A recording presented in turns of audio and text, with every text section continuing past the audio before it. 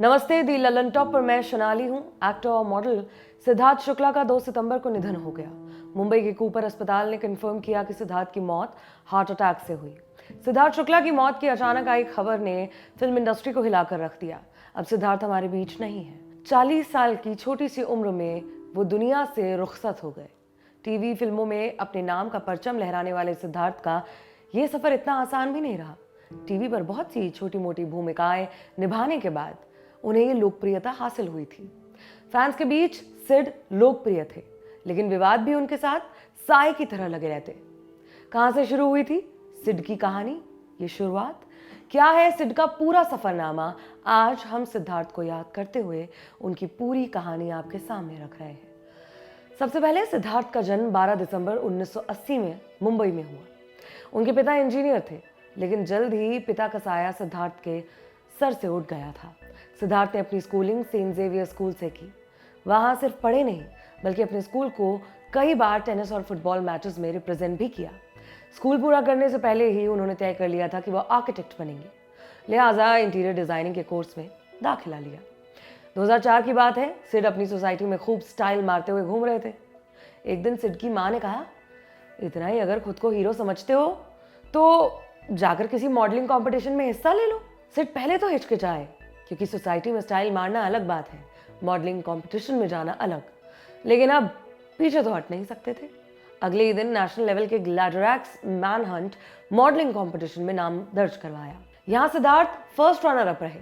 फिर 2005 में world level के मॉडलिंग कंपटीशन में हिस्सा लिया और तुर्की में आयोजित हुई इस मॉडलिंग प्रतियोगिता में सिद्धार्थ वर्ल्ड्स बेस्ट मॉडल का खिताब पाने वाले पहले एशियन बने। यहाँ से सिड का मॉडलिंग करियर शुरू हुआ, जिसके बाद कई क्लोथिंग ब्रांड्स और मैन ग्रूमिंग ब्रांड्स के सिड मॉडल रहे। फेयर एंड लवली मेन इस क्रीम का उनका पहला एड था, जो आपको स्क्रीन पर दिख रहा है।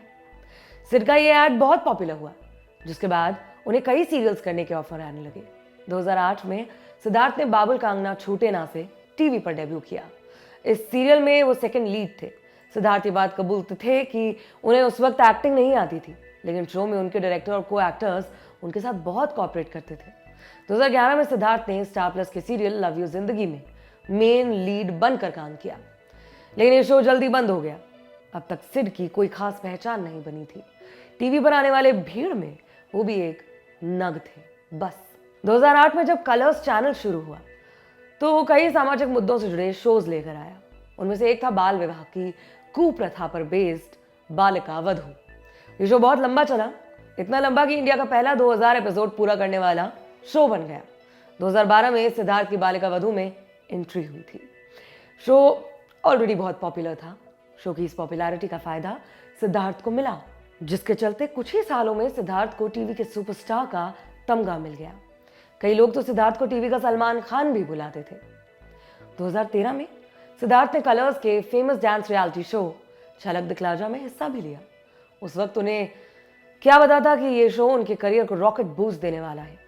उस वक्त शो को रेमो डिसूजा, माधुरी दीक्षित और करण जौहर जज कर रहे थे।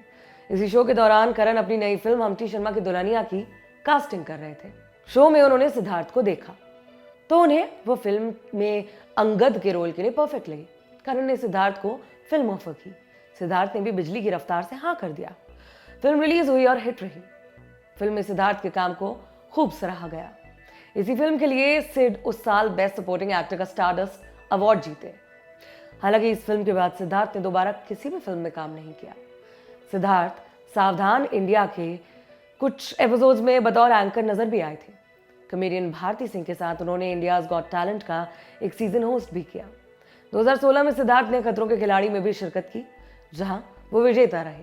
बिग बॉस 13 में जाने से पहले सिद्धार्थ का टीवी पर आखिरी शो था दिल से दिल तक, लेकिन विवादों के चलते उन्होंने ये शो छोड़ दिया। सिद्धार्थ के निकलने के बाद ये शो जल्दी बंद हो गया। लेकिन अब बात सिद्धार्थ के नाम से जुड़ी कंट्रोवर्सीज की। जैसा कि हमने आपको बताया कि कई लोग सिद्धार्थ को टीवी का सलमान खान बुलाते थे, क्योंकि सलमान की तरह ही सिड बहुत पॉपुलर थे और सलमान की तरह ही उनका भी कंट्रोवर्सी से चोली दामन का साथ रहा। सिद्धार्थ को 2015 में न्यू ईयर की रात में पुलिस ने ड्रिंक एंड ड्राइव करते हुए पकड़ा, जिसका उन पर मुकदमा भी चला।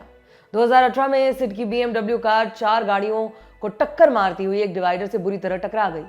टक्कर इतनी भीषण थी कि गाड़ी से धुआं उठने लगा और गाड़ी के सेंसर्स खराब हो गए, जिस वजह से सिद्धार्थ कार के अंदर ही फंस गए।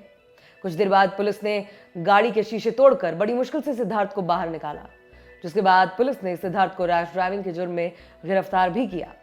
वहां मौजूद चश्मदीदों ने बताया कि सिद्धार्थ एक साइकिल वाले की जान बचाने के चक्कर में डिवाइडर से जा भिड़े थे। अब कहानी बिग बॉस की।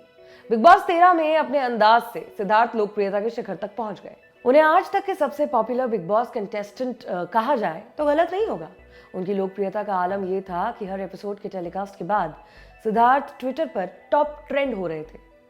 इस मेगा पॉपुलैरिटी के चलते सिद्धार्थ शो के विजेता भी बने। बिग बॉस के बाद सिद्धार्थ अपनी बिग बॉस की ही साथी शहनाज गिल के साथ भुला दूंगा, शोना शोना जैसे कई म्यूजिक वीडियोस में भी दिखाई दिए। सिद्धार्थ और शहनाज के फैंस उन्हें सिड नाज के नाम से बुलाते थे। सिद्धार्थ शुक्ला कुछ वक्त पहले एकता कपूर के शो ब्रोकन बट ब्यूटीफुल में अगस्त्या के किरदार में दिखाई दिए थे। हाल ही में सिद्धार्थ बिग बॉस ओटीटी और डांस दीवाने में बतौर गेस्ट नजर आए थे। सिद्धार्थ ने रिसेंटली कई ओटीटी शोज साइन किए थे, जिसमें वो जेनिफर विंगेट, पंकज त्रिपाठी जैसी हस्तियों के साथ काम करने वाले थे। उनके बारे में ये जानकारी आपके लिए जुटाई है हमारे साथी शुभम ने। मैं हूं सोनाली, देखते रहें दी लल्लन टॉप।